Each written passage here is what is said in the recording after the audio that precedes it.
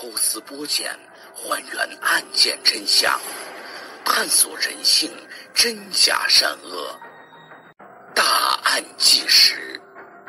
1999年10月19号晚上，在辽宁省沈阳市，张德敏和曹伦驾驶白色的本田轿车，携带着刚从银行提出来的132万元的现金，兴冲冲地返回张德敏家。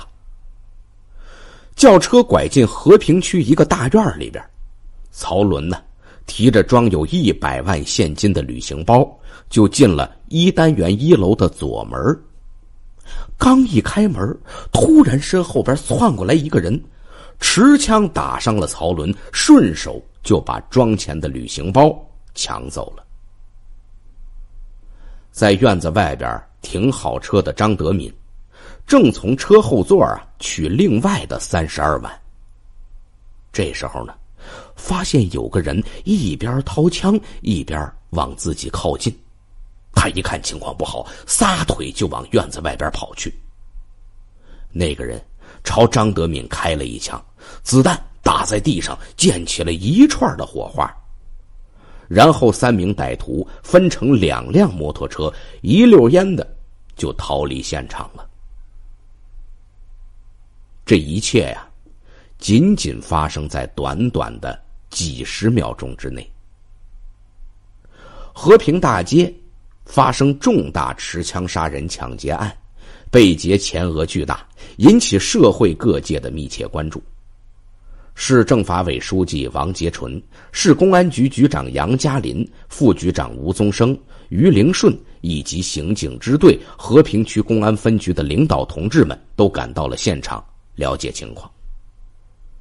现场也没有更多的物证了，公安人员在楼道和楼外边发现54式手枪弹壳还有59式手枪弹头各1枚。这3个局长心里边是暗暗吃惊啊，难道38案子又打响了？那这个38案件又怎么回事呢？在沈阳，当年没有几个人不知道38案件的，公安人员尤其是耳熟能详。提起38案件许多人都是怒发冲冠，可是又有那么些许的苦涩。咱们就把时间继续往回倒5年，去领略曾经令众多警界英雄为之气短的38串案。1995年9月10号，辽中县的田小光、田明红驾驶着一辆挂着河南省临时牌照的红色桑塔纳轿车，来到皇姑区机动车交易市场卖车。他们很顺利地达成交易，11点半，他俩高高兴兴地拉着买主出去试车。但是第二天早晨，人们发现那辆桑塔纳轿车停在机动车交易市场附近，田小光和田明红都死在车内。经过勘查，2个人都是遭到枪击毙命。警方在车里找到3枚54式手枪弹壳和5枚弹头。1996年1月31号，在于洪区杨市乡金沙村东头又发生了一起杀人案。一辆出租车的司机被枪杀，警方从现场发现54式手枪弹头弹壳各1枚。1996年2月2号，2名歹徒开着微型客货车窜入了和平区南五烟市，开枪打伤业主，抢走现金200元。警方在现场找到54式手枪弹头1枚，59式手枪弹头3枚，弹壳3枚。后来人们在和平区发现歹徒丢弃的微型客货车，而这辆车的司机被活活勒死在车里。经过技术部门的鉴定，公安机关认定910、131、22 3起案件都是同一伙歹徒所为。警方并案侦查，但是作案现场留下可供甄别的其他线索极其少，案情也就迟迟没有进展。22案件硝烟还没散尽呢，1个月之后发生的另一起持枪抢劫杀人的恶性案件，无疑给警方办案雪上加霜。1996年3月8号上午8点半，位于铁西区兴工街的沈阳第一饲料厂，2位出纳员和保卫干部刘明忠以及司机王俊，驾驶一辆白色伏尔加轿车，到工商银行北3支行提取现金20万7千元。9点多钟呢，回到了厂里。刚把这个伏尔加停在办公楼之前，随后呢又开进来了一辆红色拉达出租车，是边走边掉头。出纳员提着钱袋下车，保卫干事韩国喜走出厂办公大楼接钱。就在这一刹那，从出租车上下来2个人，头戴鸭舌帽，穿着蓝大褂，捂着大口罩，开枪把韩国喜和王俊打死，刘明忠打伤，抢过来钱袋钻进出租车。还没等门卫反应过来呢，出租车已经冲出了大门。1个小时之后，人们在铁西区应昌街2段居民楼内发现被歹徒丢弃的拉达出租车，出租司机王建刚的尸体被塞进了后备箱里，也是被勒死的。警方在现场只找到5.4式手枪弹头以及弹壳6枚。这起令人发指的，在光天化日之下持枪杀人抢劫巨款的特大暴力案件，经过新闻媒体报道之后，震惊了沈阳。由于这起案件是该系列持枪杀人抢劫案发生以来杀人最多、抢劫钱额最大的一起，因此沈阳市公安机关把这组案件定为38串案。38案件给人们心头投下沉重的阴影，作案人员气焰如此嚣张，手段如此残忍，实属建国以来沈阳市罕见的大案、要案、恶案。38成为市民街谈巷议的焦点，尤其是出租车司机们更加提心吊胆，谁知道哪会儿在哪儿就碰上这些丧门星啊。38串案对沈阳市的社会治安构成了重大威胁。短短半年时间，连续发生4起暴力涉枪案件，7人死亡，2人重伤，歹徒心狠手辣，危害极大。公安部把此案列为全国重点案件，沈阳市把它定为沈阳特号公案，要求公安机关尽快破案，给人民群众一个满意的答复。时任公安局长常旭武亲自率领由刑警支队和皇姑、于洪、和平、铁西4个涉案地区公安机关组成的联合专案组，迅速投入侦破工作。专案组对38串案的4起个案的作案时间、地点和手段进行综合分析，认为这作案人不像是南北逃窜的犯罪人员，极有可能生活在沈阳市，特别是对沈阳西部地区很熟悉。估计在城乡结合地带应该有比较隐蔽的窝点。另外呢，这个犯罪团伙整体年龄偏大，又特别熟悉驾驶技术，其中大部分或者全部作案成员可能都有较深的犯罪前科。专案组奔赴俄罗斯，北上黑龙江，南下天津、广西、云南，远征新疆，追踪线索，调查取证。同时，沈阳市公安局抽调精兵强将，对沈阳西部重点地区进行大规模的摸底排查。这时候常旭武局长立了军令状，他说：不破38串案，我辞职。大兵团集中作战，就如同撒下了天罗地网。可奇怪的是，38案件的作案者似乎金盆洗手了，或者是有意避开警方视线。38案件调查工作丝毫没有进展。1997年1月，实行公安局长交流，常局长调离沈阳市公安局。一时间社会上盛传常旭武因为破不了38案件而悲壮辞职，这又给38串案蒙上了神秘的色彩。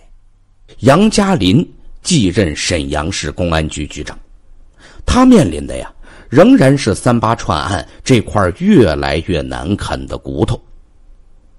他亲自动员全局的上下，一定要克服松懈厌战的情绪，咱们得做长期打算，顺着过去的侦破思路，全力摸排38案件。在沉寂了1年半之后，1997年的10月26号和11月19号，38串案的枪声再次打响，又有2个人惨遭杀害，14.7万元的现金被抢走。进入1998年，38串案的制造者们又好像从这个地球上消失了一样，整整1年那2支枪都没有打响。可联合专案组毫不松懈，他们认为枪不响并不能说明歹徒冬眠了。又沉寂了1年零11个月之后，也就是1999年的10月19号，38大案终于又打响了。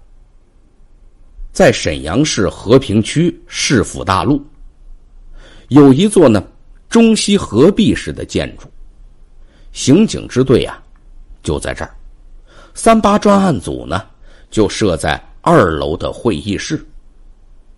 房间不大，3面墙上都挂满了38串案现场方位示意图。最醒目的是一幅彩色的38系列案件现场分布图，上边的每个案发地都画一个红圈圈，仿佛是滴滴鲜血涂成的一样。5年的时间38专案组是矢志不移，攻坚肯硬。有关38串案的资料足足可以装满一辆132型的货车。当年的刑警支队长于凌顺在这个时候已经担任市公安局主管刑侦的副局长了。支队李凡政委自从接手工作就搞38案件，支队长张宝华在和平分局当局长的时候就搞38案件，调到刑警支队还是搞38案件。人员变了，岗位变了，但是破案的决心没变。38系列持枪抢劫案从1995年9月10号到1997年11月9号连续发生6起之后，在1999年10月19号又发生1起。至此38串案在沈阳已经累计发生7起，一共杀死9人，打伤5人，抢劫现金136万余元。为什么38串案困扰公安机关长达5年之久呢？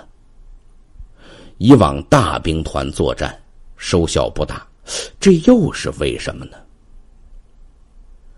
这是公安局杨嘉林局长一直在苦苦思索的问题。关键原因是公安机关一方办案难免被动，作案人就生活在人群中间，所以要广泛发动群众，跳出固有的模式，不仅在公安内部发动，还要在社会上广泛宣传，让大家参与38和1019系列案件侦破工作。杨局长果断决定利用新闻媒体，让全社会都了解1019案件，欢迎群众举报破案线索。在10月23号，沈阳电视台在晚间新闻节目中播出了1019案件中歹徒的体貌特征。第二天，各大报纸、电台都刊播了协查1019案件的消息，并且公布了刑警支队的举报电话。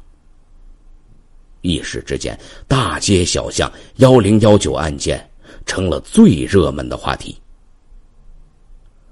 的确，1019案件呢，跟过去6起个案都有所不同。那些案子中呢，歹徒作案的时候都蒙着脸，目击者没法看清他的真实面目。而1019案件有一个目击证人，他就是被专家组戏称为国宝的老周。老周的出现呢，为警方掀动38串案的铁幕助了一臂之力。据老周说，发案那天下午4点多钟，他在1019案发现场附近看见2个穿着崭新蓝色工作服、戴着红色安全帽的男人，其中有一个50多岁的人多次见过。专案组请刑侦画像专家按老周所描述的体貌特征，为被目击的那个50多岁的男人画像，又经过中国刑警学院电脑合成，描绘出了一张嫌疑人的面部画像。10月25号，各大新闻媒体公布了专家为歹徒画的模拟像。时隔1天，警方在和平区南4马路发现1019案件作案人丢弃的2辆摩托车，一辆呢是红色巴达牌100号摩托车，一辆呢是红色长虹牌摩托车，都没有牌照。这条消息理所当然就成了各个媒体争相报道的新闻，一时激起千层浪。杨局长这个大胆的决定引起社会的强烈反响，各界群众纷纷给38专案组打电话写信，各方面提供的消息每天都能记录2大本子。杨嘉林、于凌顺这2位局长的手机 BP 机就响个不停，群众的举报线索呢就源源不断，汇集到了38专案组。其中有一条线索给整个案件的侦破工作指点了迷津。红发的王经理夫妇看到警方通过新闻媒体刊播的歹徒画像，简直不敢相信自己的眼睛夫妇俩商量了一下，于10月25号一起来到了铁西区公安分局兴华派出所，向警方提供一条线索。王经理呢，做合成板材生意，今年4、5月份的时候，曾经发现一高一矮2个男人跟踪过他。王经理的库房对面是一个小市场卖肉的摊位。那几天呢，他们先是看见一个50多岁的骑红摩托车的买肉，可眼睛却总朝他们的库房里边看。过了几天呢，又有一个大个子骑着蓝摩托车也来买肉，也不断的窥探他们库房的动静。王经理立刻警觉起来，他想起了在1997年10月16号发生的铁西家具城一个业主被歹徒枪杀在家中，抢走13000元和一条金项链的案件。王经理吩咐家里人小心防范。紧接着，他的司机又发现那2个骑摩托车的人来了，就暗暗记下了车牌号。蓝色的摩托车车牌号是辽 A83977，红色的是辽 A97649。最后一次，王经理的妻子正在库房里边点货款呢，突然发现那2个人开了一辆出租车来了。他赶紧把钱交给了姐姐，从后边转移，自己空手从前门走出来。只见出租车嗖的一下擦着他的身边就过去了，吓得他赶紧躲进了一家棋牌社。他清楚地记得那辆出租车的车牌号是辽 A14729。兴华派出所立刻把这条极为重要的线索反映给了铁西区公安分局，分局批示刑警大队介入调查。他们从摩托车和出租车牌号入手，顺藤摸瓜，曲曲折折，终于查出居住在皇姑区昆山中路134号的汪家人和他的弟弟汪家里。分局领导马上召集有关人员研究二汪，把他们身上的种种疑点与38串案的几名歹徒的特征以及作案细节对比分析，发现呢有许多的吻合之处。经过请示市公安局同意，决定传讯二汪。10月29号凌晨，铁西分局调兵遣将抓捕汪家人、汪家里。8点40分，汪家人被捕，9点钟，汪家里落网。杨家林、于凌顺这2位局长坐镇指挥审讯工作。汪家人长着鹰钩鼻子，单眼皮儿，面色阴沉，和模拟画像还真是挺像。为了稳妥起见呢，于凌顺打电话叫刑警支队专案1大队请老周来辨认一下。办案人员把汪家人、汪家里分别混在人群中，让老周辨认。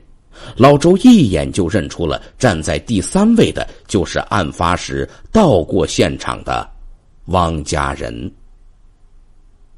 案子透亮了，刑警支队和铁西区分局的领导亲自审讯。可在2间审讯室里汪氏兄弟都是沉默不语。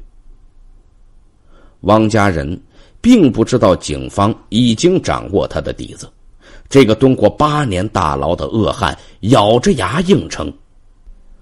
他早就料到会有这么一天，他只是没想到这一天会来得这么快。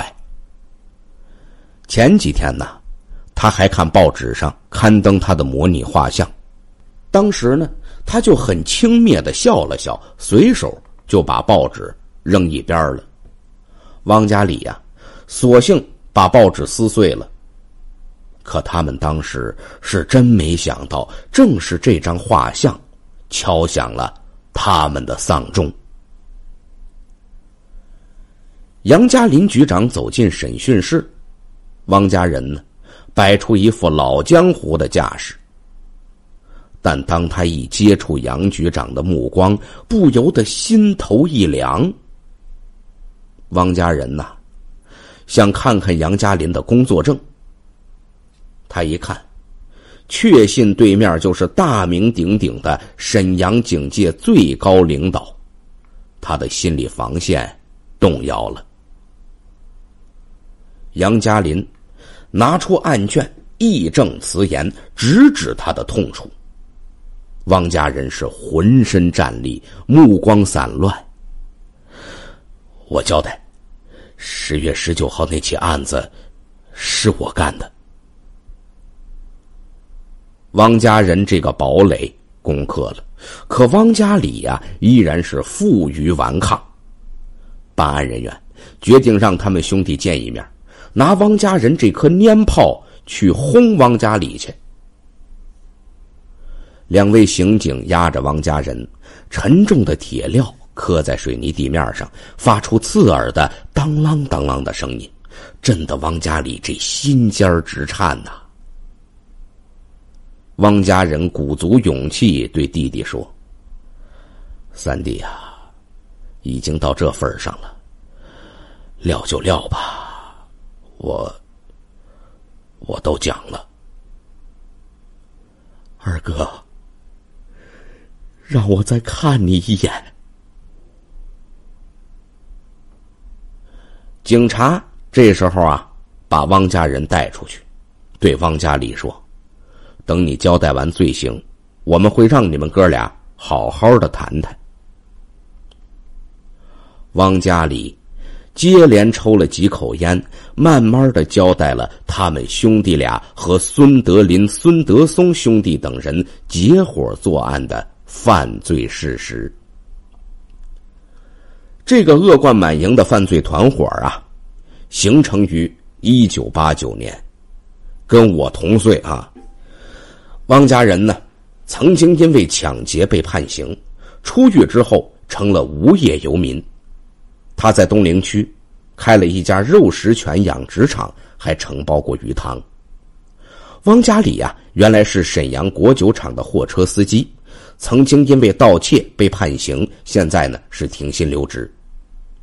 汪家里在沈阳南站货场做力工的时候，认识了孙德林。这时候一来二去的呢，就开始密谋，咱挣这点钱也不够花啊，这也不叫个事儿啊，咱呢不如干票大的。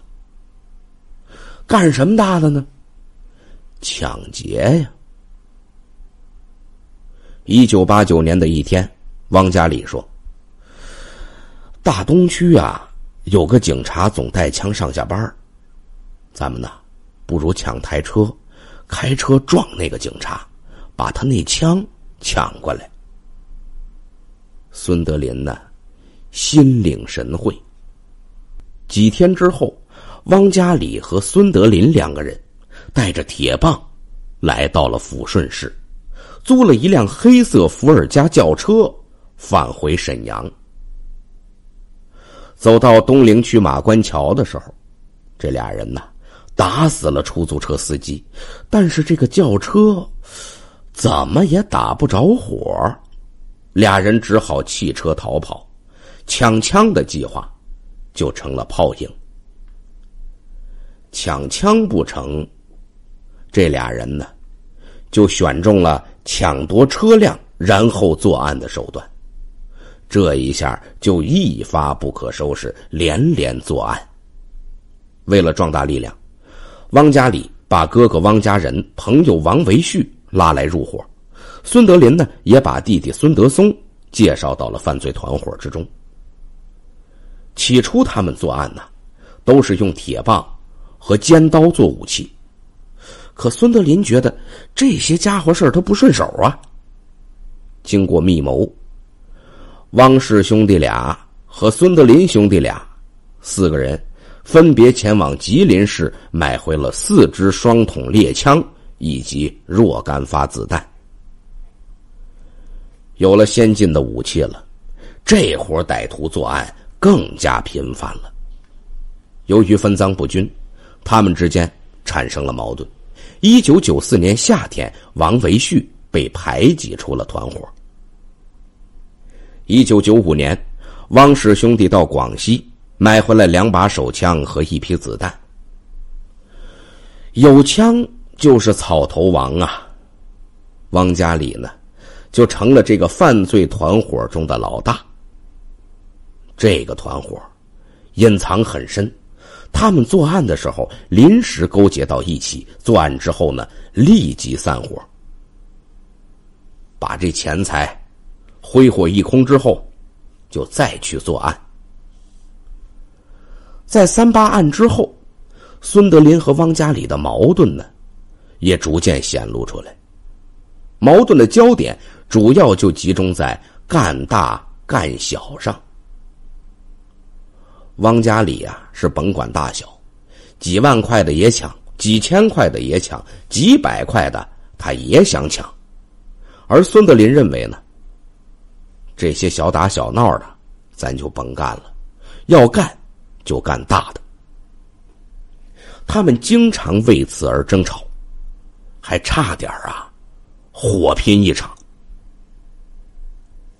1998年5月，孙氏兄弟南下广西买枪，准备单干。不料孙德林因为涉嫌买卖枪支被广西警方抓获，判刑5年，送到廖平劳改农场改造。孙德松呢，侥幸漏网了，逃回沈阳。孙德松千方百计张罗钱去救他哥哥。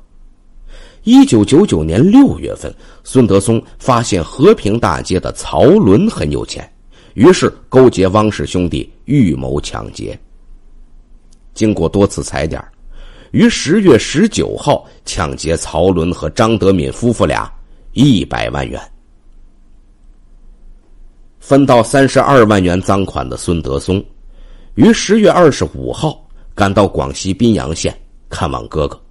汪氏兄弟把分得的64万和2把手枪藏在了于洪区兴凯乡汪家里的家里边，打算消停几年再说。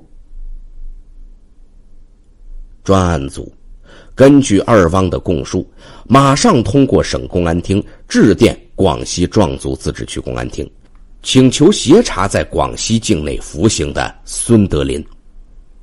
20分钟之后，广西回电，他们已经采取措施控制了孙德林，并根据孙德林的交代，很快在宾阳县黎塘镇一家小旅店里，将策划营救孙德林的孙德松抓获了。11月2号，警方将孙氏兄弟从南宁押解回沈阳。11月3号，警方将王维旭从哈尔滨押解回沈阳。随着预审工作的不断深入，汪家人等人的罪行披露于世。这伙穷凶极恶的歹徒从1989年到1999年先后作案42起，杀死21人，杀伤24人，抢劫财物累计价值人民币达300万元。最终5名犯罪嫌疑人都被判处死刑。在临刑前孙德林曾经说过这样一段话，他说：我是70届下乡的知青，我这个人性格不好，总是不驯服。下乡之后在农村一待就是9年，我是最后一批回城的知青，属于清底回城的。回来工作后我的单位在线路大修段，这个单位也是我父亲的单位。我在下乡期间表现得不好，我父亲不愿意让我去他这单位上班，怕给他带来不好的影响。为了改变人们对我过去不好的印象，我就在我那档案上做了点手脚。那时候各单位的制度还不是很健全，对知青的档案重视的也不够。我的档案是让我爷爷去农村取回来的，这要是在现在根本就不可能，可是这事儿就成了。我爷爷把我档案从农村取回来，我没交给我单位。我为了重新做人，也为了改变人们对我过去不好的印象，索性把我的档案一把火烧了。我就琢磨着这下子就可以在单位重新夹尾巴做好人了。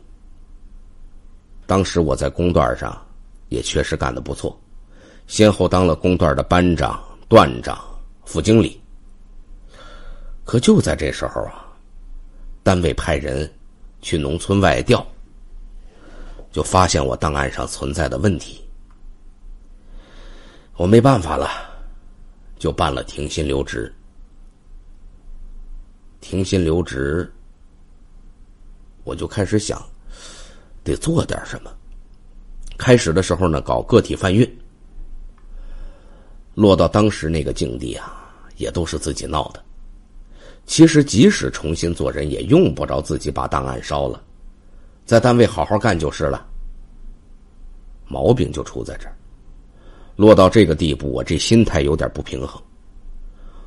我眼见周围的人回城之后一天天都发达起来了，我搞贩运，我觉得这样下去就是能发起来也太慢了。这么着呢，我就萌发了一种重新设计人生的想法，就走了一条极端的路。我认为必须以最快的速度、最简便的手段，把我自己没享受到的、没得到的东西，我尽快得到。于是啊，就开始了抢劫，开始了杀人。我走到今天，应该说和我个人的性格有很大的关系。如果说以前我一直就是个非常清白的人，恐怕也就像正常人一样生活了。我自己走上法场，实际上是迟早的事儿，这一点我自己清楚。我可以说是死有余辜，应该千刀万剐，因为我杀的人太多了，我双手沾满了那么多无辜人的鲜血。我知道这么做的结果肯定是个死。现在回想起来，我对不起的人太多了。除了被害人的家属之外，我对不起我自己的亲人、孩子、弟弟妹妹。我的所作所为甚至都有可能改变他们以后的人生，他们还得活下去，活下去就难免被人指指点点，说东道西啊。唯独想要和他们讲的是，要正确对待人生，要吸取我这个教训，一失足成千古恨。人的生活选择有很多种，我这条路希望永远不要有人重新走了。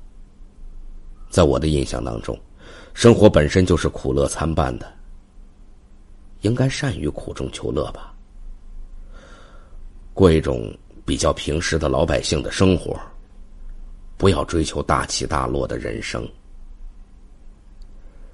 虽然人活着很难，但是毕竟来到这个世界上，就应该比较现实。现在我才体验到，一家人平安的生活本身也是一种享受。这就是我以生命换来的对人生和生命的感悟。可惜就是太晚了。不过对活着的人也许还有点用。还是那句老话，君子爱财，取之有道。不要像我这样铤而走险，最后自己挖坑，自己往里跳。从孙德林的这段话里面，我们也能够听出，杀人恶魔也渴望着家庭的温馨。可是他没想到，温馨的家庭却被他的罪恶全部葬送了。